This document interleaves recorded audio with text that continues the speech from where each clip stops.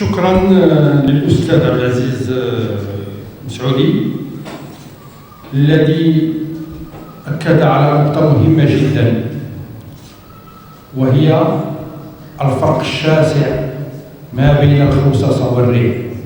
وهذه النقطة هذه أعتقد على أنه الاقتصاد المغربي منذ الثمانينات إلى الآن هو ريعي أكثر ما أنه خصص.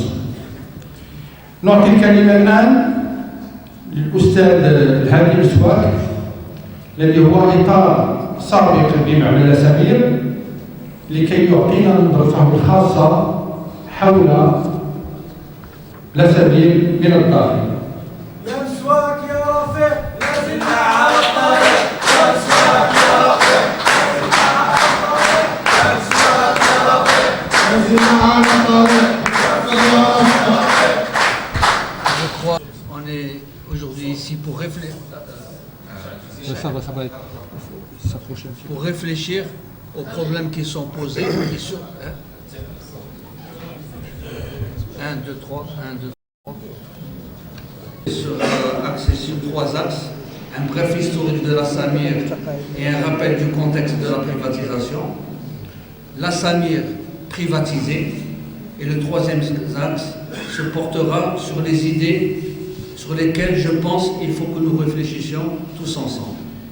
Concernant le bref historique de la Samir et le contexte de la privatisation, il faut noter que le raffinage du pétrole brut démarre au Maroc en 1929 à Sidi Qassem, c'est la société chérifienne des pétroles qui assume à ce moment-là le raffinage du pétrole.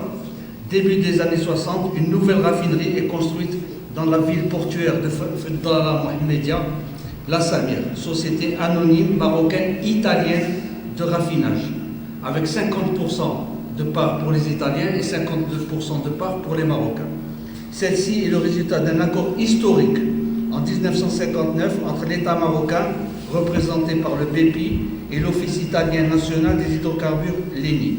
Ce projet verra la signature historique de 2 grands dirigeants, Feu Abdelrahim Bouabid, ministre de l'économie, et Enrico Mattei, tiers-mondiste italien avéré, qui disparaîtra dans un mystérieux accident d'avion.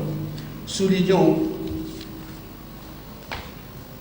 que le prestigieux journal Le Monde diplomatique dira de ce projet, après sa réalisation en 1961, qu'il est un des meilleurs projets au monde réalisés en matière pétrolière. L'objectif de la Samir était de répondre aux besoins nationaux en produits pétroliers avec la SCP, mais surtout d'avoir des prix de revient après 5 années d'exercice inférieurs à ceux des produits importés, donc un gain économique pour le pays. En 1973, il y aura marocanisation de la société.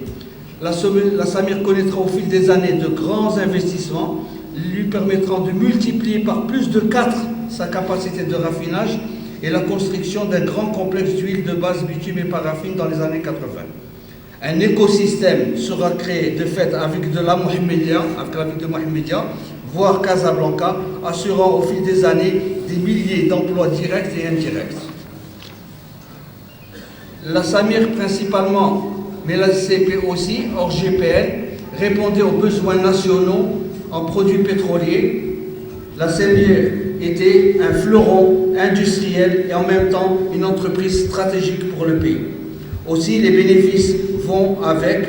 En 1996, la Samir et la SCP réalisent près de 700 millions de dirhams de bénéfices. Mais voilà que dans la fin des années 90, des responsables marocains, encouragés pour ne pas dire guidés par la Banque mondiale et le Fonds monétaire international, voient en la privatisation la solution à tous les problèmes. 205 entreprises seront privatisées en 5 ans. La Banque centrale, Banque mondiale d'aujourd'hui, vient au secours du gouvernement en 1995 en lui avançant 5 milliards de dirhams sans savoir ce qu'il adviendrait en 1996. Le mini-projet de loi de la privatisation de l'essence ou une tonne de fioul, il y avait un coefficient d'indexation qui s'y appliquait. Celui-ci a été de 6,25% entre 1997 et 2002, puis de 2,5% jusqu'en 2008. Une nouvelle fois, gestion de rente non seulement les investissements arrivera ce qui devait arriver. En novembre 2002, un terrible incendie avec mort d'hommes ravage la raffinerie. Sa Majesté le roi Mohamed VI se rend sur les lieux pour s'enquérir de la situation. Feu et regretté militant progressiste Abraham Serfati dresse un procès de la privatisation et demande à ce que l'ancien ministre de la privatisation, devenu par un drôle de